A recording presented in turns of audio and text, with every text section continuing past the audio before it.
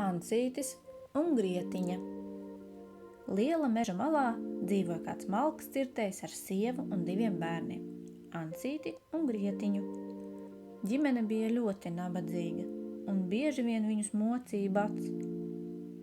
Reiz, kad atkal bija pienākuši grūtāki laiki, sieva vakarā ieminējās vīram. Aizvedīsim rīt bērnus uz mežu un tur atstāsim. Ar smagu sirdi mežcirtējs piekrita. Taču bērni aiz izsalkuma nespēja iemigt un visu dzirdēja. Ancītis izlavījās laukā un pagalmā salasīja mēnesnīcā zaigojošos oļus.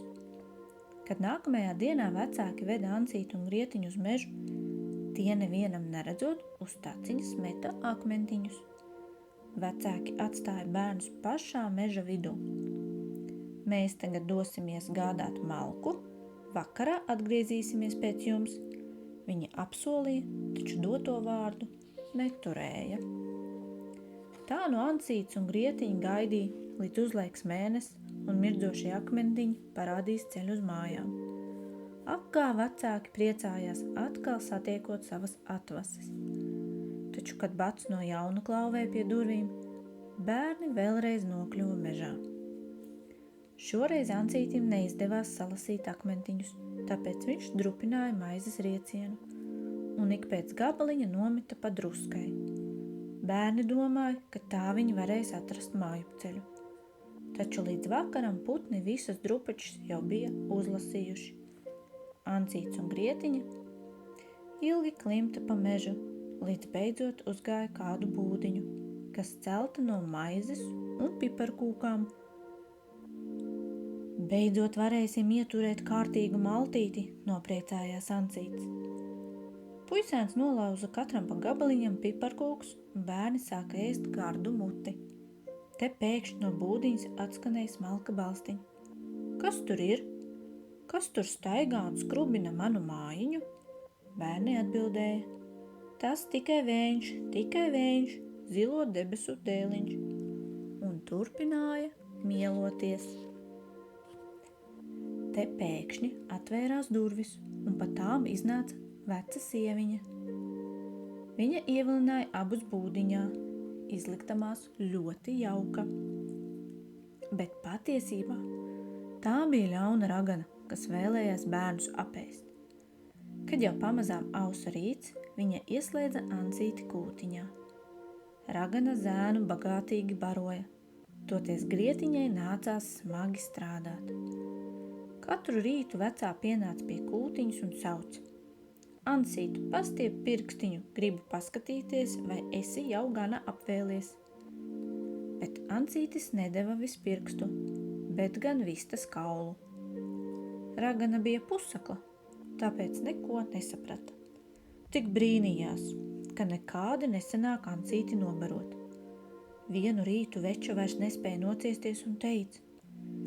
Grietiņ, nav svarīgi, cik Ancītis liesas vai trakns.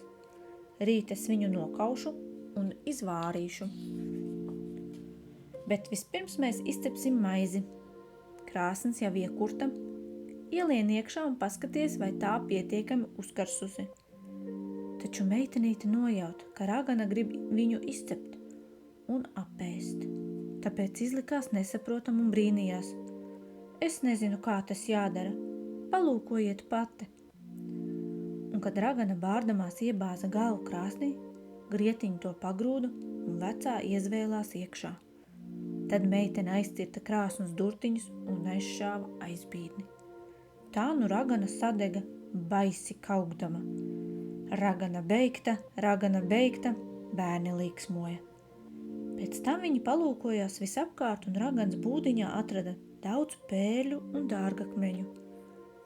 Ancītis piebāza pilnas kabatas ar tiem, bet Grietiņa priekšā tās sabēra piparkūkas.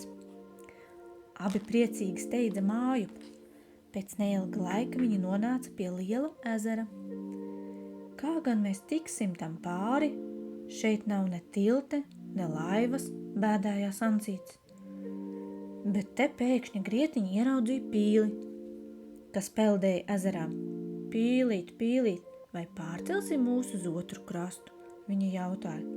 un tā nu pīle vienu pēc otru pārcēla Ancīti un Grietiņu pāri ezeram. Nedaudz paejoties gar krastu, bērniem viss sāk šķist arvien pazīstamāks. Abi metās skriešus un drīz vien ieraudzīja vecāku būdiņu. Bērni brāzās iekšā un krita tēvam ap kaklu. Cik gan viņš bija priecīgs atkal redzot Ancīti un Grietiņu. Mežcirtēja sieva tobrīd jau bija mirusi, un lāga vīrs jutās pavisam vientuļš.